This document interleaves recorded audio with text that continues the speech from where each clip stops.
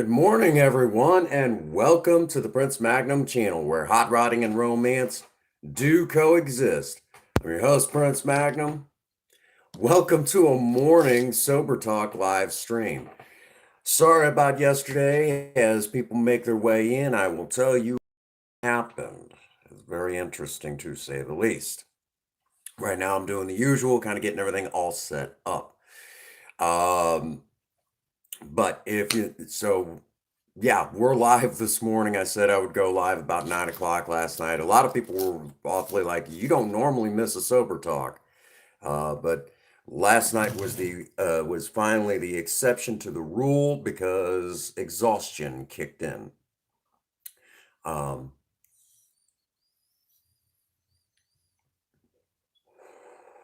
just one of them things. Of course, right after this sober talk, I got to go take a drive, take care of some usual business stuff, pick up some odds and ends, and do a little bit of work to Project Spirit today. So that'll be cool. So business as usual for me.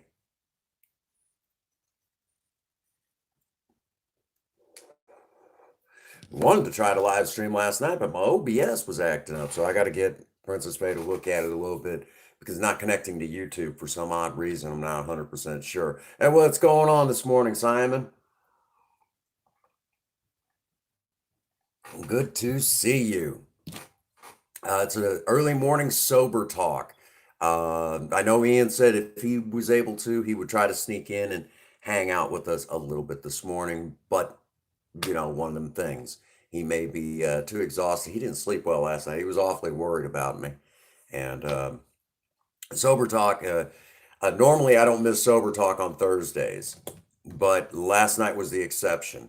I'll probably talk about that a little bit throughout the live stream. Um, Morning, Morgan. Welcome to the live. Um, Normally, sober talk is done, Thursday, 7 o'clock Central Standard Time. Morning, honey. But yesterday, I was exhausted, like super exhausted. Like, I lied down for a little bit and could not, basically, I couldn't get up.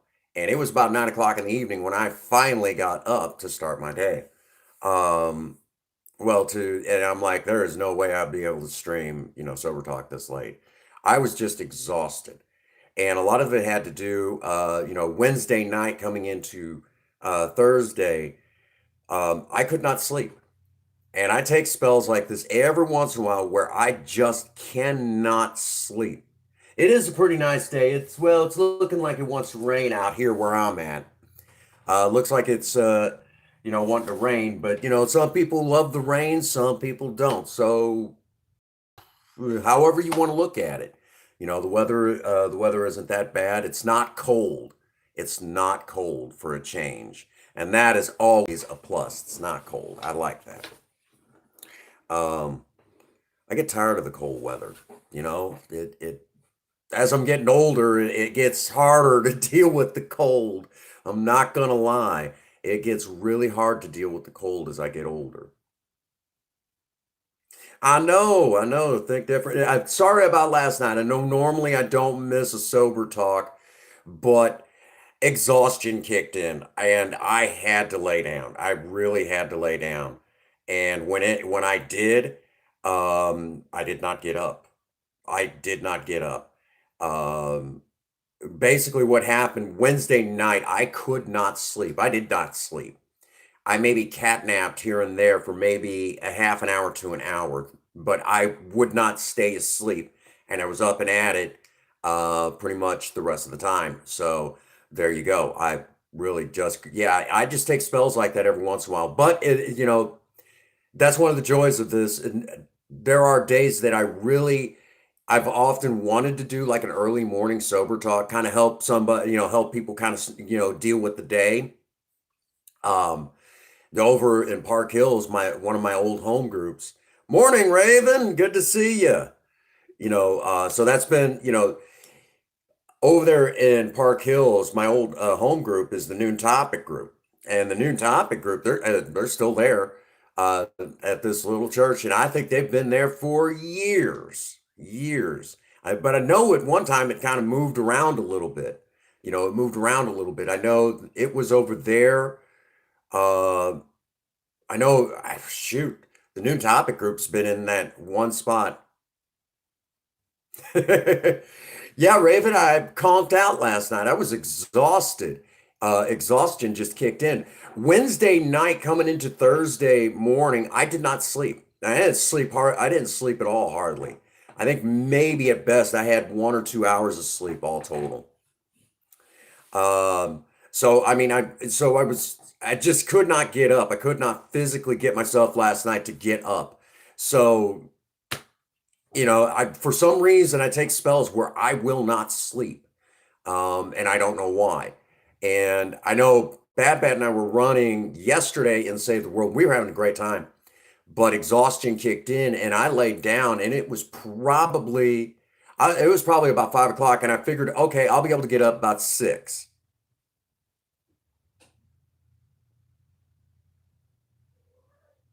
Right. Well, and it just I could not I couldn't sleep. No, I take spells where I just will not sleep. And a lot of it and being sober talk, I'm going to actually talk a little bit. I've been wanting to talk about this for a good minute. Um, Here in the United States, the one of the wars that a lot of people don't talk a whole lot about is Vietnam. Now, in more and more recent years, it's become a little bit more okay to talk about it, but Vietnam is really the only war the United States has never that we lost. Other than that, we've never lost a war. Vietnam was the worst, and officially, our government has claimed that we were, the war really kicked off in like 1963.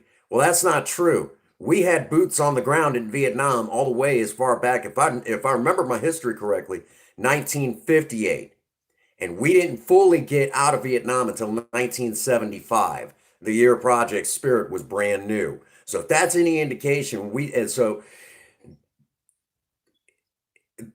a lot of those soldiers that were in Vietnam came home with post-traumatic stress syndrome. Of course, it's changed names so many times. Originally World War One, and I know there's a few of you veterans that might know a little bit about this. World War One, it was called shell shock, and by World War Two, we were calling it battle fatigue, and it just kept changing names. And then finally, when it got to the point where we realized that people in that regular civilians could get it, it finally got originally one time it was even called post-traumatic stress syndrome, but now it's called post-traumatic stress disorder. Good morning, Mikey G. Well, with my PTSD, sometimes I take fits where I can't sleep. I still get flashbacks, things like that. I went through some rough stuff when in my teen years, stuff that I don't talk a whole lot about. Not so much that I'm ashamed of it, or anything, or like it's really that it's that traumatic to me. I don't do it because out of respect. So yeah, okay, Raven. So you know where I'm at. All right. No, this was kind of because I didn't get to do it last night. Exhaustion kicked in, and I just could. I took a spell Wednesday night because I'm off the next couple days. I took a spell where I couldn't sleep. I couldn't sleep. My PTSD was acting up, and I just could not sleep. So I was basically, where I just, I I take spells like that. So I maybe yesterday had, well, coming into the day, I really only got a couple hours of sleep. Well, I was playing Save the World for a good long while yesterday. I was having a great time. I was running with Bad Bad, and we were having a great time, and I just could not go any further. So I laid down thinking, okay, I'll be up in about an hour, hour and a half. Even set an alarm. I could not move. Princess Faye says she even woke me, and I just couldn't physically get up because exhaustion had finally kicked in. So there you have it. So I missed yesterday's sober talk as usual, but right now, you know, coming into today, yeah, yeah. Yeah, it does. And I take spells where I suffer depression. And ironically enough, there are a lot of veterans in Alcoholics Anonymous who also suffer from PTSD. There may be a correlation. We don't know. It's one of those things that there's some people that say environment, heredity, when it comes to alcoholism. There's still that debate in even in Alcoholics Anonymous. It's a quiet debate. Nobody really talks about it. And some people, I believe, are born to be alcoholics.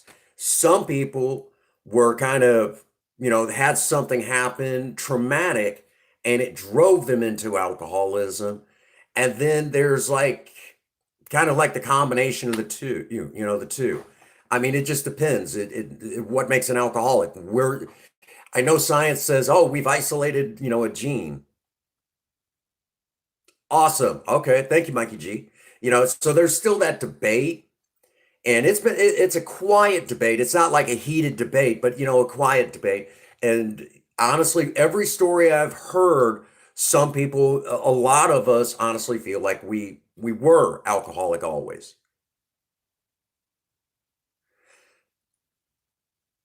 Yeah, uh, you're partially right. You're partially right. Um, when a person finds that there's something, it's like, why do I keep doing this to myself? It is a choice to continue on that way. But what makes them sometimes it may be out of their control.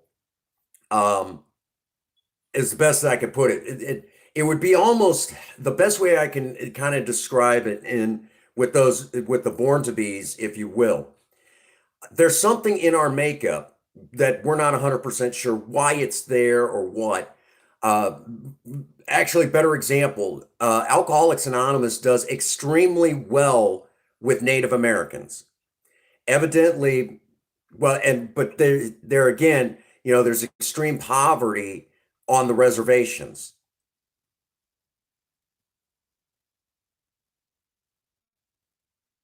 Yeah, you're again in the ballpark.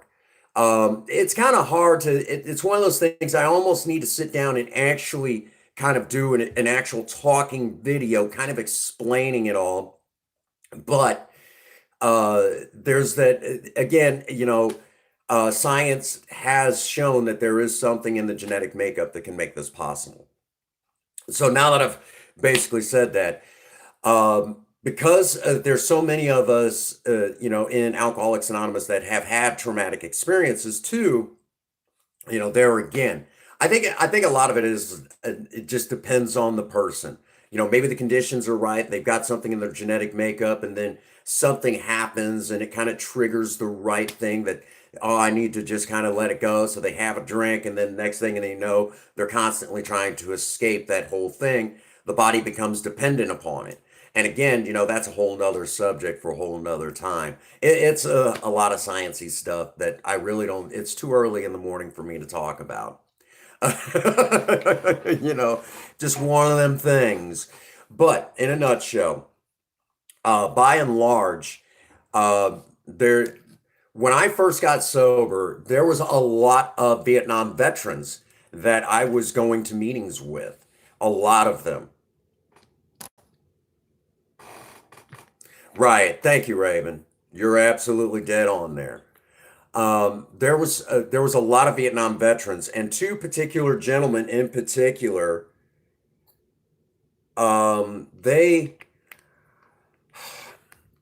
They were really instrumental in helping me deal with mine. At about a year sober, um, I guess you could say the excitement, that fresh newcomer excitement, was beginning to wear. And I stay excited about Alcoholics Anonymous. I do. I really do. I really stay excited about the program. But there's kind of like that, what I refer to kind of like the newcomers excitement, and then the mid-timers excitement. I No, I don't, honey. I don't have any coffee made. But if you will, there's kind of like that newcomers excitement, and then kind of where you're getting into the mid-timers, which is kind of an unusual term. Let me explain. Depending on where you live, but by and large, where I live, from about a year, about to your, from when you begin the program to about a year, you're considered a newcomer, unless you're doing everything exactly as you're supposed to be, and you're going through your steps, and you're showing signs of improvement. Then it kind of changes to where it's about 6 months. It just depends. But then beyond a year, you're kind of considered.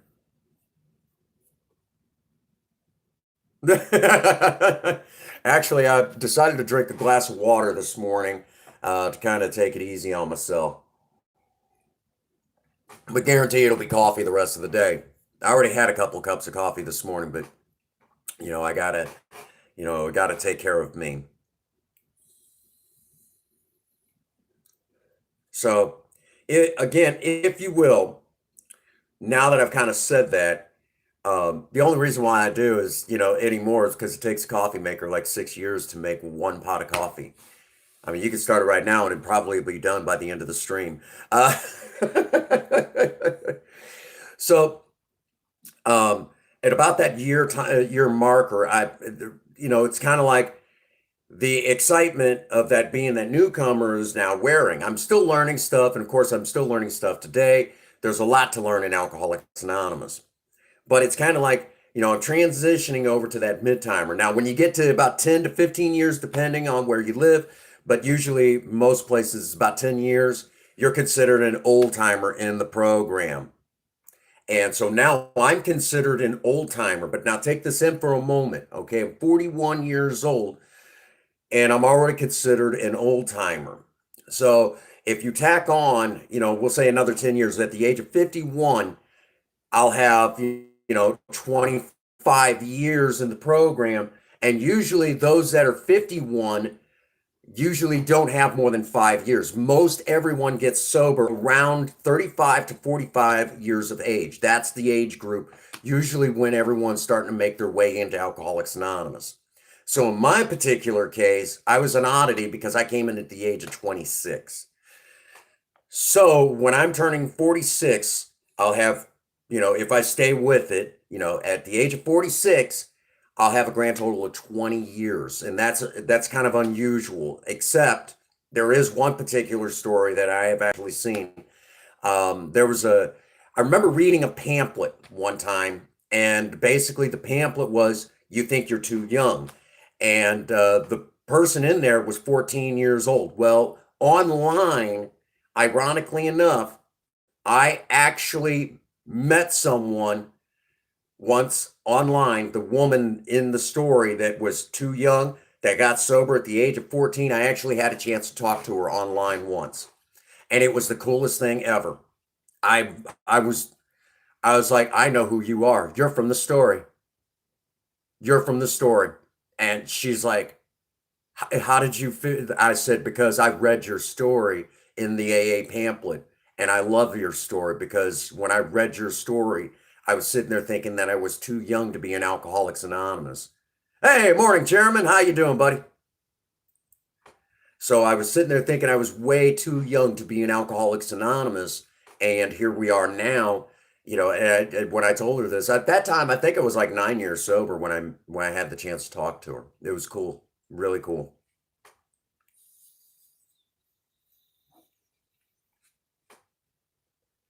Um, so if you like that sort of thing, where, you know, I'm glad you're doing pretty good today, Chairman. I know you've been in a lot of pain these days. Um, surgery and everything else. You've been dealing with a lot, right? Take it easy. Don't push yourself, okay? Just take it easy.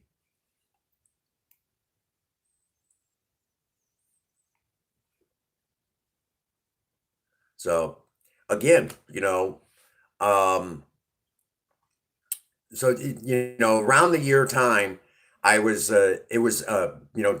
to start dealing with my post-traumatic stress disorder, which I was diagnosed at 16. Ian gives me a lot of guff because of the fact that at one time I was actually going to join the U.S. Navy, and I was actually due to ship out. When the paperwork came in, I couldn't go because of my PTSD. Right, I couldn't go. Um, so because of that, I didn't get to join. Oh, I bet you do, buddy. You will for a little while. You will. All the, if anytime you have surgery, it takes anywhere from 6 months to a year to actually completely get over it. So, one step at a time. Don't push yourself. Okay. Take care of you.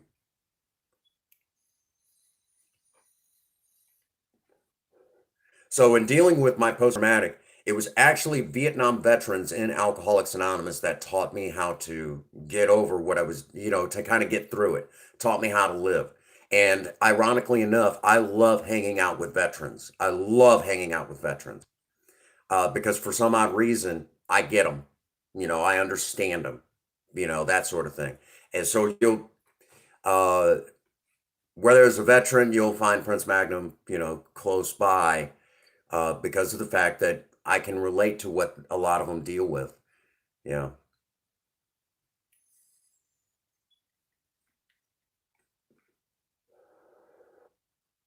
Oh my gosh, man. That that's rough. That's rough, Chairman. Dang, man. I'm sorry to hear that. But at least you're still rocking and rolling. You're still going. You're still making it. And that's important. A lot of times I know when our health isn't, hey, good morning, sunset. Actually, I'm always up at this hour. I'm usually at work, but Thursdays and Fridays are my days off.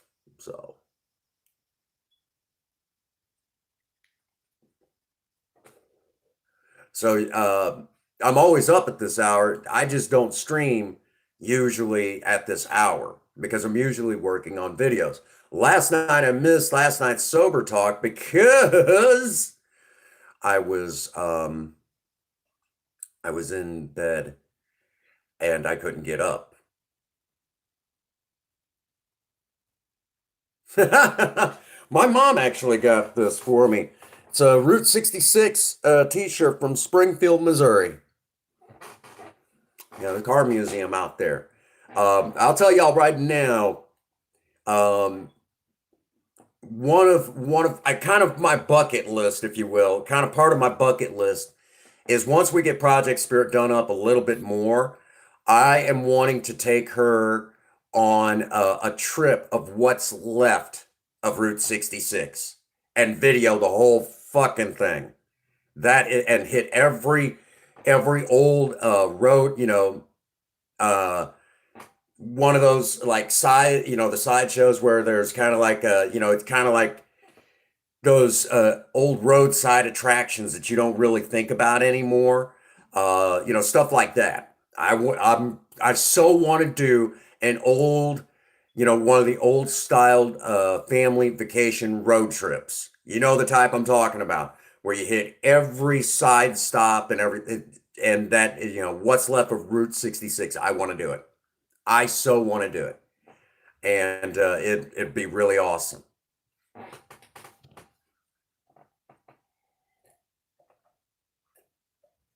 No, what I'm talking like, and most people don't think about, actually, best one I can explain, the easiest one I can remember off the top of my head, that kind of hits on it. It's an old 80s movie. Um, you know, Pee Wee Herman's Big Adventure. Easy one to remember. Matter of fact, you'll even see a cereal in that movie that doesn't exist anymore. It was Mr. T's cereal. Not a joke. So if you ever get a chance, watch that movie and you'll see a lot of the little, highway stops. That's right, bad. Hit a few husks on the way. Um, that's the best way I can describe it. Like, well, okay, mentioning Save the World, Fortnite, the dinosaurs in there. Yeah, we might just have to do that this year, because I'm telling you, if you ever get the opportunity to kind of hit those stops like that, and of course hit any car museums, things like that, and kind of travel across the country, because Route 60, what is known as Route 66 or the old Highway 66 that used to run coast to coast.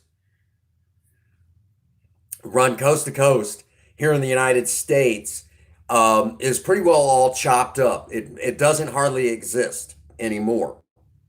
But it used to run from the East Coast to the West Coast. And as a matter of fact, the movie The Founder, which is supposed to be about Ray Kroc and the founding of McDonald's, they mentioned taking Route 66 in that movie. And that was the highway that ran from coast to coast in the United States. Well, now the United States has pretty much, wall to wall highways and byways that you would not believe. But this was the old highway that ran coast to coast. And you'll hear referred to in the hot rod community, and not just the custom car, but the true hot rodders. You'll hear us mention the Mother Road, and Route 66 is the Mother Road, if you will. So, uh, and we're talking like hitting it. I want to hit. That's on my bucket list.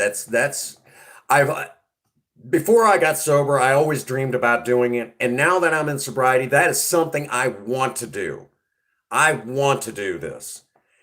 And part of today is getting some of the finances for the channel all squared away, because that is something on my to-do list before I'm gone, to take a trip on the Mother Road. It didn't used to. I know it says it starts in Chicago, but that's not where it started. It used to start all the way out on the East Coast, but they have long since torn a lot of it, basically broke it up. And there's even like, it used to have like a mentioning Save the World, like the dinosaurs and the tar pit and stuff like that. You could go and see like these made up dinosaurs. And morning, Charlie. Morning, Lewis. Talking about something on my sobriety bucket list right now. Taking a trip in Project Spirit on the Mother Road.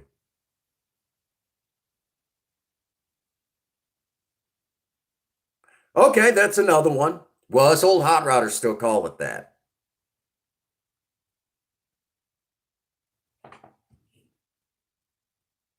Right. Yeah, I know. Broken Mike got monetized. Congratulations, Broken Mike. You deserve it. I'm up for it. We just got to get all the AdSense stuff squared away, which that's some of today. But anyhow, so if you will, that has been that's on my to-do list. Now, I'm also going to tell you guys, when we are so filming every bit of it, because I want to do this. This is like my to-do list. So yeah, I got family up in Chicago, but hit every yes, I did.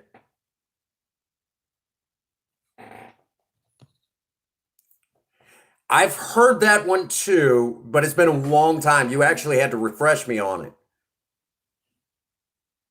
Yep. Yes, honey, we talked about that. We're supposed to work on the finance stuff today. We talked about that Tuesday. Yep. Aliens. But yeah, so that's kind of my to-do list, and we're talking hitting like the old truck stop roadside diners and places like that. The really good stuff that you don't see anymore. The kind of things that are kind of a thing of the past. Doing stuff like that. It's been on my bucket list.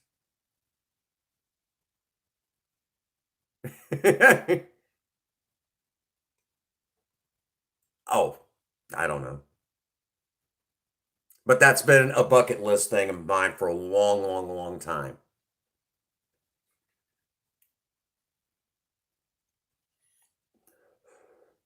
And so it'll run right through Springfield and get to, yeah, I haven't been out to Springfield, Missouri in a long, while actually. And I'll get to probably we'll actually pass through Kansas City, Missouri, and just go, but I want to go all the way. And it's just it would be really, really cool. But there's going to be some things that we got to square away on good old Project Spirit before we do that.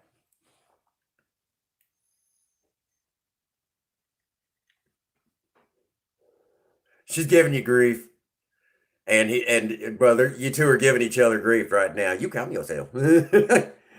But yeah, that's something I've been wanting to do. It's been on my bucket list for years, hitting what's left of Route 66.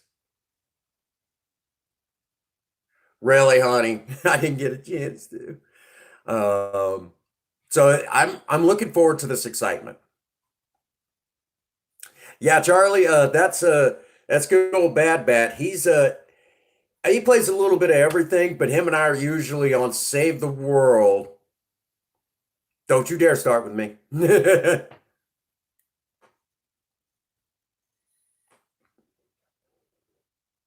But I enjoy, him and I play a lot of Save the World together.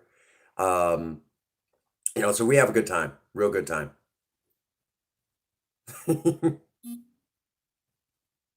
I do, mate. You know. Honey. Yeah, I know, not much left of Route 66, but yeah, that's something I've wanted to do, especially in sobriety. It's like take a trip in a classic car. Well, I say classic now, but it's not really, they're not so much classics anymore. They're antiques. I drive an antique car every day. It used to be classic. Yeah. No whips and chains till later.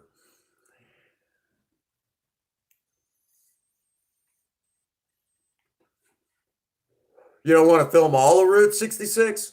Yeah, we'll film a good portion of it. It'd be fun. Get like the get like actually what would really also be cool is get like one of those old VHS that has like some of the washed out kind of the washed out video footage so we can actually capture some original style, for like home video stuff. It'd be really awesome.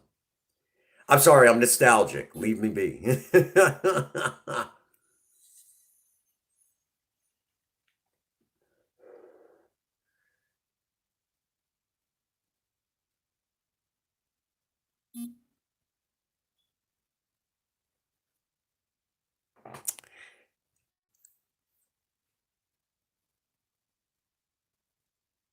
Yes, dear. We got a dash cam. Anyhow. So, um, I mean, 15 years sober, I think honestly and truthfully, that's not too much to ask for. You know, that's not too much to ask for to do something like that, to enjoy stuff like that. It is what it is.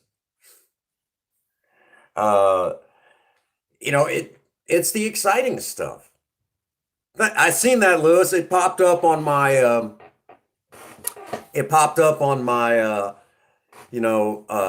my messenger.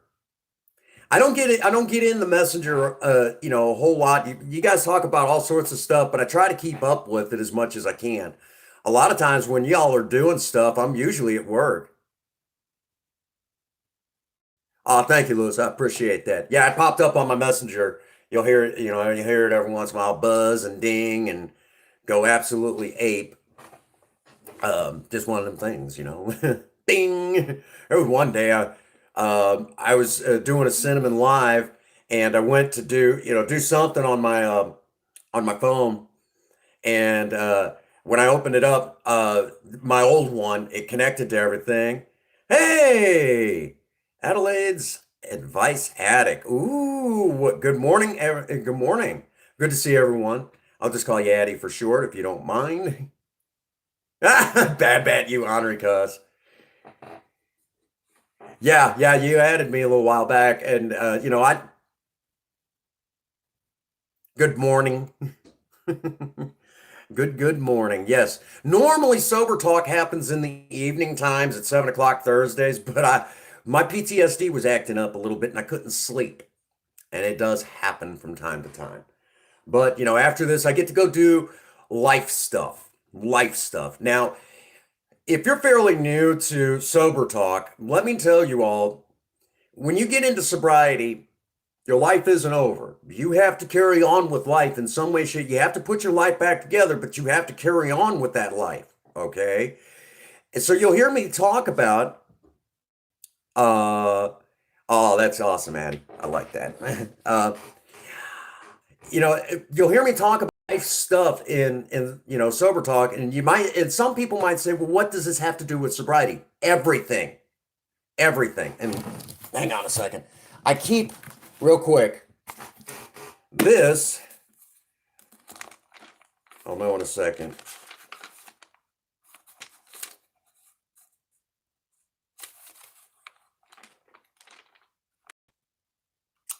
Yep, this is it.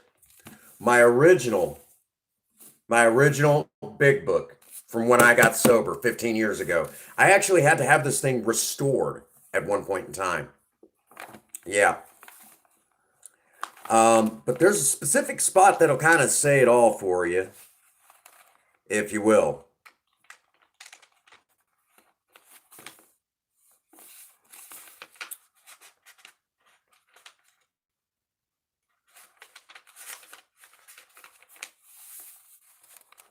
I know where it's at. It takes me a second to remember the pages, even though I know it. Being working with others.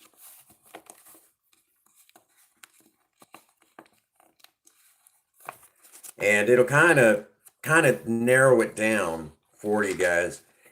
Oh, real quick. If you ever wonder how in the world I go into places where alcohol is being served, this will also cover this too. And it starts on page 100.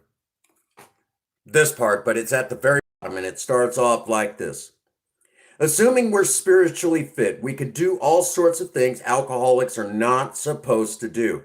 People have said we must not go where liquor is served. We must not have it in our homes. We must shun friends who drink. We must avoid moving pictures which show drinking scenes. We must not go into bars. Our friends must hide their bottles if we go into their houses. We mustn't think or be reminded about alcohol at all. Our experience shows that this is not necessarily so. We meet these conditions every day. An alcoholic who cannot meet them still has an alcoholic mind. There is something the matter with his spiritual status. His only chance for sobriety would be someplace like the Greenland ice cap, and even there an Eskimo might turn up with a bottle of scotch and ruin everything. Ask any woman who has sent her husband to distant places on the theory that he would escape the alcohol problem. In our belief, any scheme of combating alcoholism which proposes to shield the sick man from temptation is doomed to failure. If the alcoholic tries to shield himself, he may succeed for a time, but he usually winds up with a bigger explosion than ever. We have tried these methods. These attempts to do the impossible have always failed. So our rule is to not avoid a place where there is drinking if we have a legitimate reason for being there. This includes bars, nightclubs, dances, receptions, weddings, and even plain old whoopee parties. To a person who has had experience with an alcoholic, this may seem like tempting province, but it isn't. You will note that we made an important qualification, and therefore ask yourself on each occasion, have I any good social, business, or personal reason for going to this place? Or am I expecting to steal a little vicarious pleasure from the atmosphere of such places? If you answer these questions satisfactorily, you need have no apprehension. Go or stay, whichever is the best. But be sure you're on solid spiritual ground before you start and that your motive in going is thoroughly good.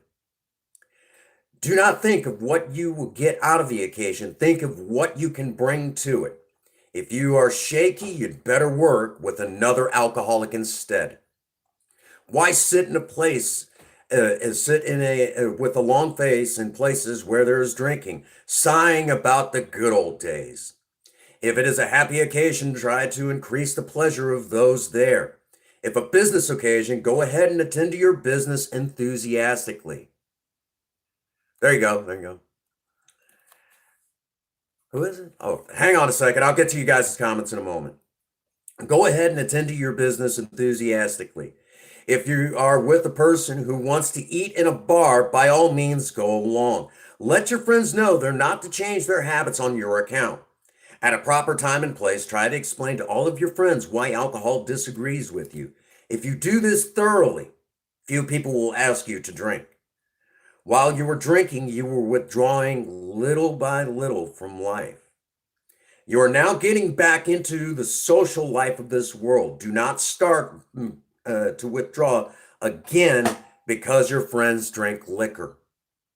It is your job is to be at the place where you may be of maximum helpfulness to others. So never hesitate to go anywhere if you can be helpful. You should not hesitate to visit the most sore spot on earth on such an errand. Keep on the firing line of life, and these motives and God will keep you unharmed. I'll stop there for a moment and kind of get caught up with the comments. All righty. Charlie, I'll catch up with you later.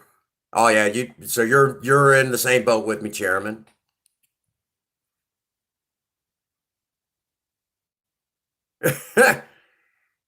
Oh, that's your sister. Oh, that is so fantastic. And Raven's off to go for his first premiere. Congratulations, Raven, where you can now do premieres. I'll have to see you over there in a little while. I may not catch the premiere, but I will definitely catch it. I want to see what you did. Again, this is where it's at. The sobriety is where it's at for this guy. For this guy right here. Oh, that's all good. I'm glad you're still here. Glad you're still here. This is where it's at, for sobriety. Now, if y'all actually see, it's kind of hard for me to read something that I don't read every day so regularly. Uh, so, but if you ever want to hear me really read something, have me read, how what we call in Alcoholics Anonymous, how it works. If you ever hear me read that, it's one of the most read but most not listened to Alcoholics Anonymous, and there will be times I'll actually be at meetings. Um, oh, thank you, Raven. Appreciate that. But it takes you guys to keep me going like that. It takes all of you to keep me wanting to inspire others.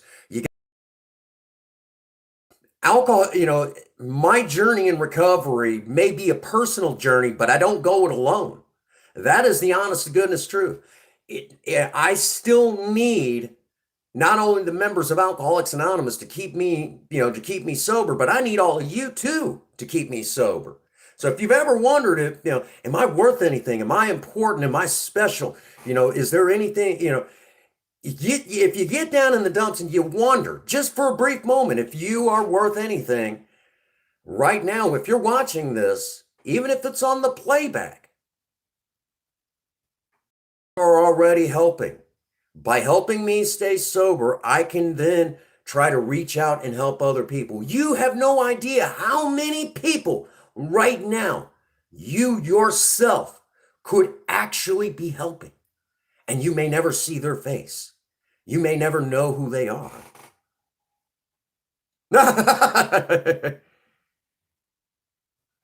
You know what? I will tell you right now. Um, I could not imagine trying to go through life without my beloved Princess Pharaoh. I will tell you all that right now. I still chase after her like I never caught her. I love her to pieces. And I will say that as I'm getting older, I do slow down, but I will tell you that I don't know if she knows. I still eye her like, she as politely as I can put this, she's still my eye candy. All right, plain and simple.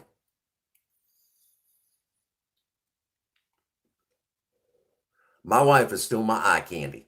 So there you have that little bit of y'all ever, it's still the real deal. And to tell y'all the truth, I didn't get married till I was in sobriety quite a while. How long was I sober when we got 2014 when we got married? I got sober in 2006. 10. I was 8 years sober when Princess Faye and I got married. Was 8 years sober. So yeah, I've been in sobriety for a little while. But honestly and truthfully, I honestly think that even in sobriety, I probably would have never have gotten married if I'd have stayed in my original profession. I worked in the medical field, and I always said I was married to my job. I was married to my profession. So after retirement, I guess you could say that's whenever, I finally got to settle down and get married. So yes. Um, I know Sean, who's probably at work or doing something like that right now. I need some time to actually sit down and do some readings from the big book and kind of talk about them a little bit. But I think you guys would enjoy it. I think I know some people have said they really like how my voice reacts when I'm reading something, so that's really awesome. Um,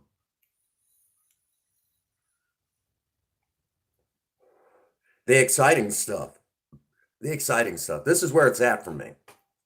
Um, I enjoy sobriety, and even if you know, even if you still drink, it doesn't matter to me. If you ever want to see me kind of take a little bit of offense, I'm not one that gets offended very easy. Okay. I don't really take offense at a whole lot. I mean, there's some things, yeah, but if there's one thing that I do slightly take offense at, and I know some of y'all will probably get a kick out of this, is whenever someone tries to defend their drinking to me. Like, well, I only drink every once in a while. Really? I didn't ask you about your drinking. I was just talking about the way I drink, you know, and why I'm in recovery. You don't have to defend your drinking to me, and don't shield me from it. Okay? It's not your responsibility to keep me sober. It's my responsibility to keep me sober.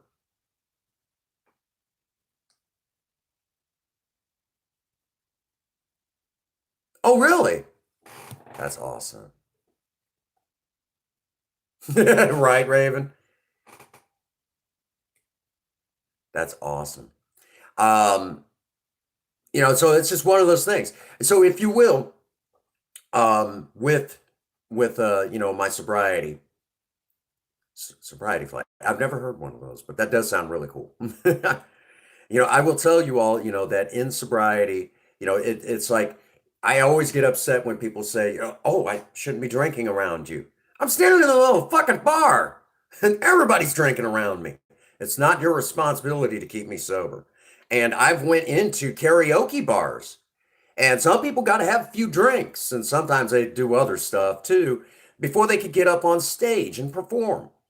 And I've actually done a couple karaoke contests, been semifinalist, singing karaoke. But the problem is for some people that, they think they've got to don't shield me from it. I'm putting myself in harm's way, okay, if you will.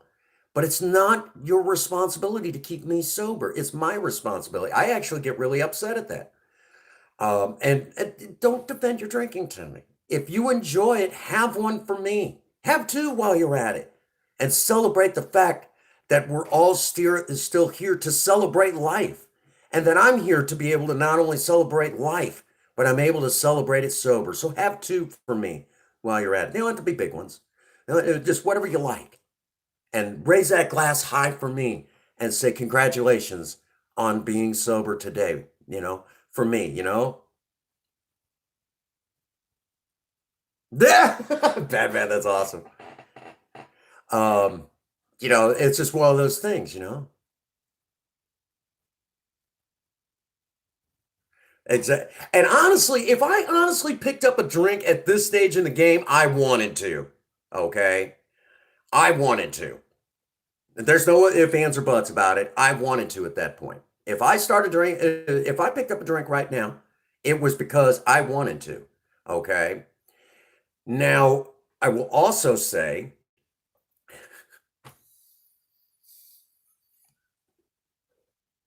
all right, Mikey G, good to see you back.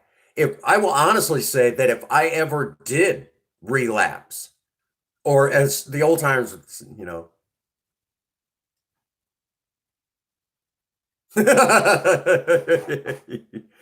Oh, Bad Bat's a trip. I get a kick out of him. He always makes me laugh. The funny thing is that I honestly think if I started drinking again, there'd be a lot of y'all out there that would be lined up to kick my ass. It wouldn't be pretty. There'd be a lot of y'all lined up to beat the brakes off of me. It would not be good. It wouldn't be good at all. Y'all would do a hurting on me.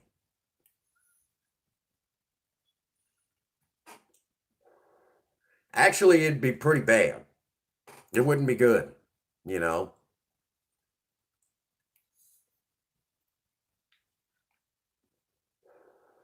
Actually, y'all beat me bloody, I'm sure. But anyhow, so if you will, you'd probably be picking Ian up along the way too. I know it probably broken Mike and Danny as well. Y'all would probably come over here and beat the piss out of me, you know. But that's just the thing, you know. You guys are, you know, you guys, and see, that's just it. In sobriety, you guys care that much that you guys would want to come over and kick the fuck out of me.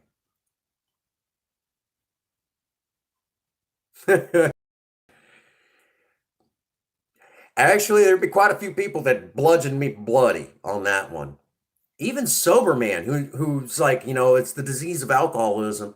He actually said, I honestly think if you ever relapse, Prince Magnum, I don't think I would be able to control myself. He said, I think I would actually try to turn you over my knee and bust your butt like one of my kids. Right, right. That's true, Raven.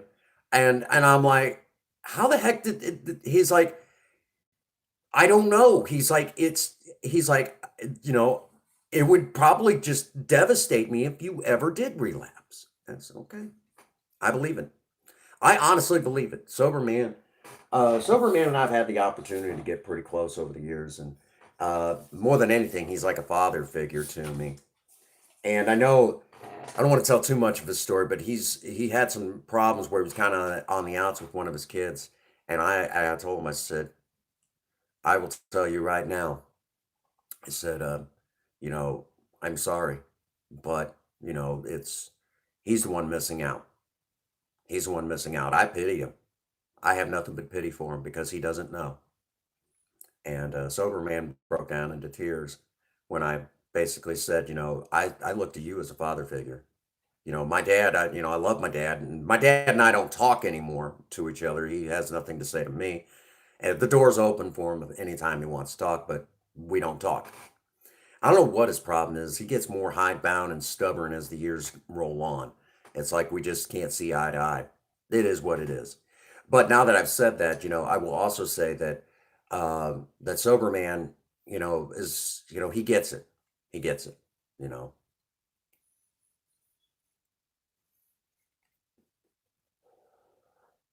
Um, he's probably one of the few in the crowd that actually get it. So there you have that little bit of information. Yeah. Um, yeah. So that's just one of those things. I've been told that at my age that I've got quite a bit of wisdom for my age, but honestly, it's been like that for a minute. You know, I just get better as time goes on. Um, you know, one of them awesome things, and I enjoy sobriety. You'll go if you ever go to an AA meeting, you'll hear somebody say, "Well, I'm sober today," and it's like, go get drunk then, you asshole. If you're that upset about life, go get drunk. You'll find out why you should be happy you're still alive and that you're sober. You know, you get those people in AA meetings that mourn their sobriety. They mourn their sobriety. They mourn the fact that they talk when the book talks about the good old days, there was nothing good about it. Okay. Well, that's not fair. I had good moments when I was sober. I had a lot of good moments when I was sober, but so far, nothing compares that I did before I got sober compares to what I have done since I've been sober. if you catch all of that. Everything I did, yes, it was, there was a lot of good that happened before I got sober, but since I've been sober, I have done more good than before I got sober. Before it was fleeting moments. Today it's lasting, okay? And to give you an idea, this channel here on YouTube, we have done a lot of amazing things. That's only because I'm in sobriety and that I actually give a damn. Okay? We have done more just in the local community than most people can imagine, operating not as big as we could. So again, there you have it. And that's only because of Alcoholics Anonymous, a God of my understanding that I don't understand, and good people out there just like you guys. All right, Raven, you go have a good time. I'll catch the video here in a little bit, okay? I will definitely catch that video. I do not want to miss it.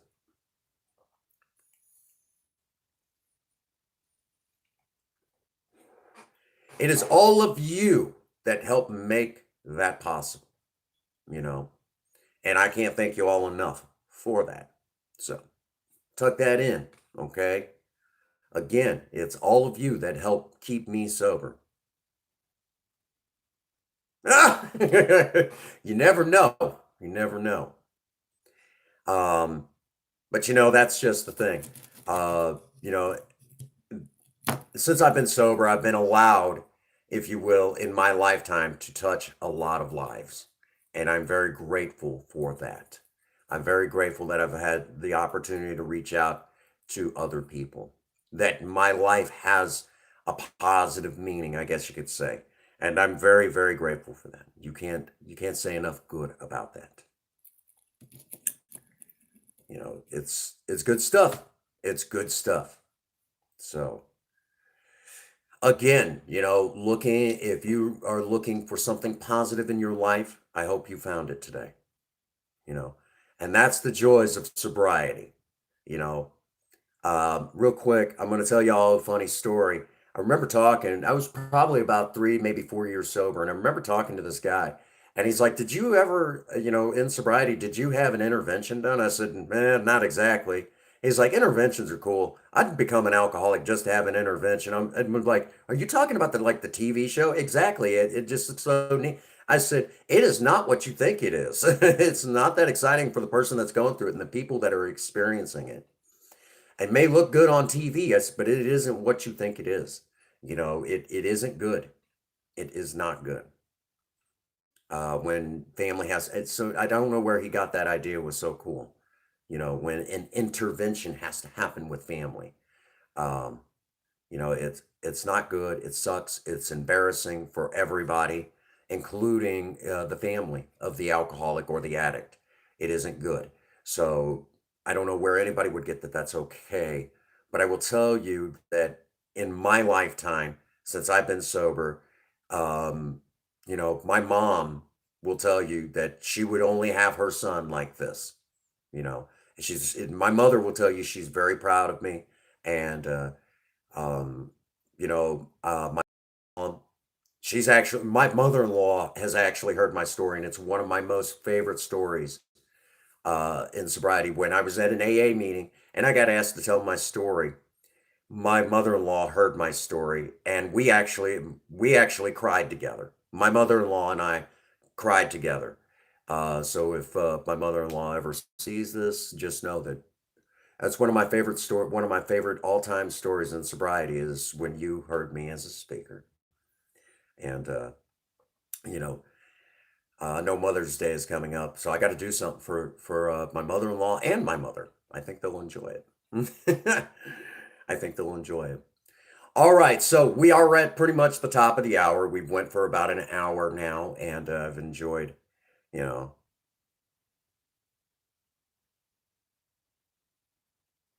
Right. So I appreciate y'all being here with me. I've got to go and take care of some business stuff as usual, but that's the joys of sobriety. I get to go take care of my business. I get to go take care of my business. I get to go take care of, my life. I get to go out and take part in my life, I guess you could say. So that brings us to an excellent stopping point. Again, I want to thank all of you for being here for me. You guys are the true heroes in my sobriety. It isn't me that's a hero in my sobriety. It's all of you that are the heroes in my sobriety. Okay? Without the members of Alcoholics Anonymous and all of you, I can't do this thing alone. I can't stay sober alone.